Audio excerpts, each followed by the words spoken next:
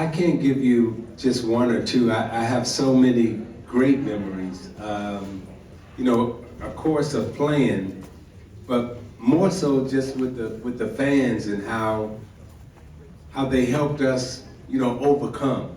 Because we were fighting some giants, man, and the love that Detroit and the community showed us during those down times. And like when I threw the ball away against Boston, right, Game 5, I remember coming back to Detroit, and I'm really ashamed. I'm embarrassed, but the way the fans just, you're gonna be all right. Stopping at the gas station, pumping gas. Hey, you're gonna be all right. Don't worry about it. So the support that the community has always given me, I felt like. And I still feel like this today. I feel like I'm everybody's brother or cousin or relative. I get invited to people's house to eat, and of course I go. But so those are the memories that I have. And it really has nothing to do with making a basket or scoring a basket. It has everything to do with the connection that and the love that we share here. What's going on? It's Anton from AntonDaniels.com. I appreciate you guys for continuing to rock with me. You see Zeke in the background, he back there. Just was at this brunch session. I got Rita with me as usual. And he was giving a lot of insight, and he was answering questions. And of course we had champagne, and you guys know that this is not the first time that I've ever met Zeke or had a conversation with him or been in the room with him. It's actually like my third time, which is really cool because he was my father's hero, right? My father actually modeled his game after Zeke, right? But I like to lean more into the business perspective of Zeke. And he said something pretty interesting. They were asking him questions about how he was able to go against some of the greats, Magic Johnson and Larry Bird and Michael Jordan and all of that. And he broke it down and he said, you know what? He said, my biggest thing, well, actually the guy asked him what was the easiest and the hardest things that he had to deal with as an NBA player, right? And he said the easy part was the skills. It was the dribbling, the shooting, whatever, so on and so forth. Mastering the skills was easy.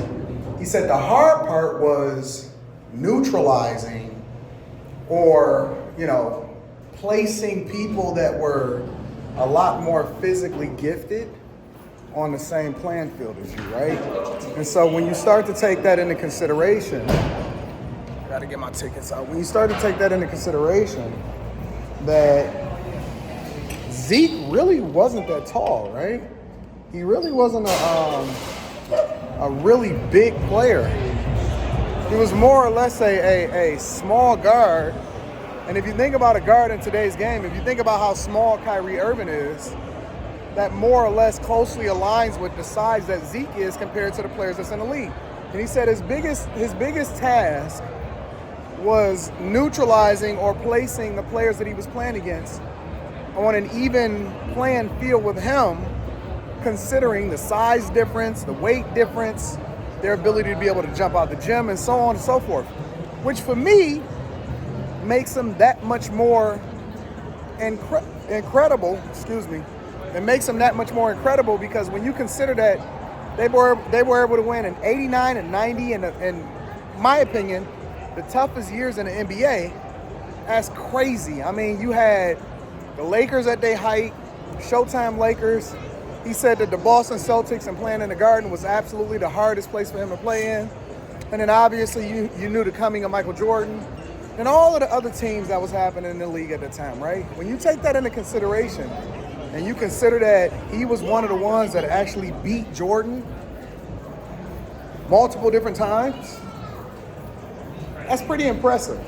But it stuck with me because it's the thing that I tell you guys on a regular basis, right? And I tell y'all, I say, it's not about the things that you can't control.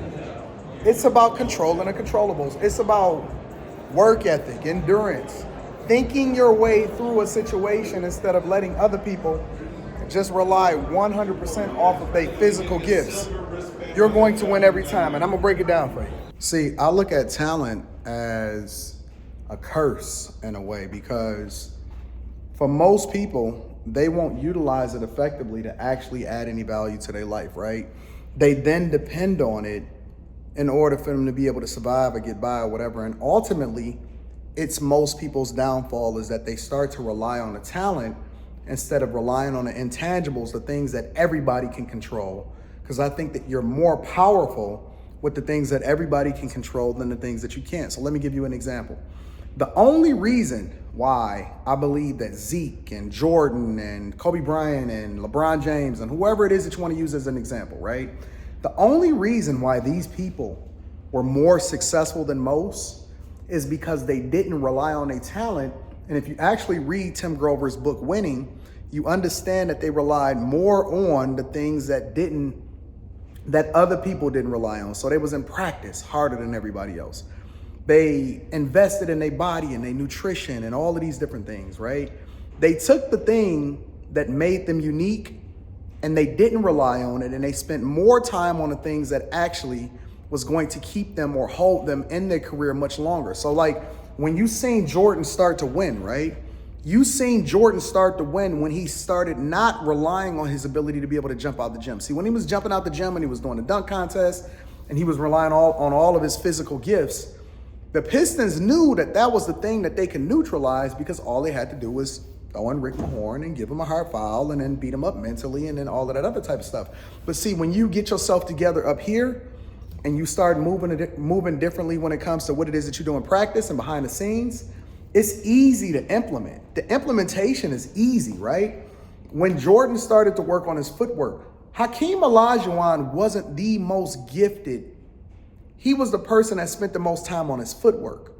Tim Duncan, in my opinion, is the greatest power forward ever, and his nickname was the Big Fundamental. He worked on his backboard shots, right?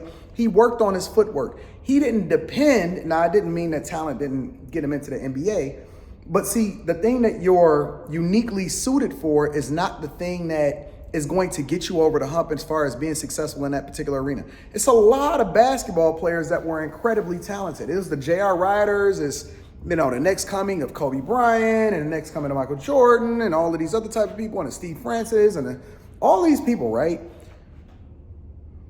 But the thing that really got people over the hump, and remember, it's not about just doing okay or making money or whatever.